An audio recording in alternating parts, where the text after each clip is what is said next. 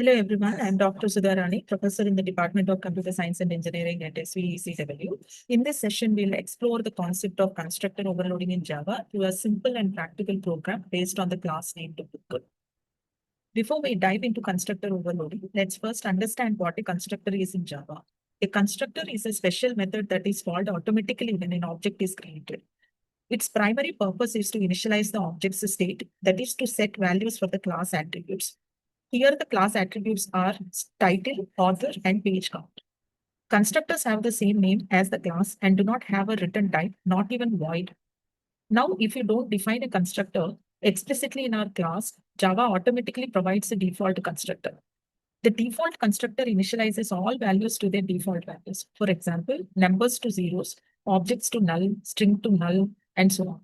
However, when we define at least one constructor ourselves, the compiler does not provide the default constructor automatically.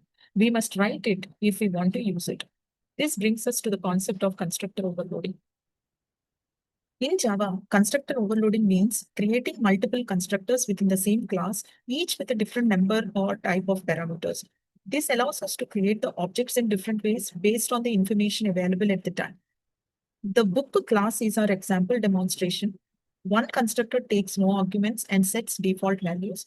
Another takes title and author as arguments, leaving page count as 0. And the third constructor take all three values, title, author, and page number, and assign those values to the attributes.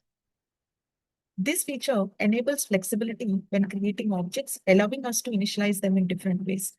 The book class in our example demonstrates this concept very clearly. So we have implemented 3 constructors and one method to actually display the details. This method will actually display the details of the author, the details of the book title, and also the detail of the page count.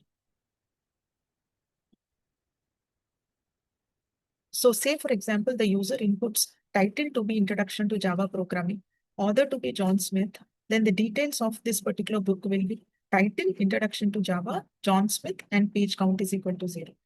If the user is inputting the author to be Alice and the page count to be 350 and the title to be data structures, then the third constructor with all the 3 arguments will be called and the values will be assigned accordingly. And if you are calling a constructor without arguments, then the title will be unknown and also the author will be unknown.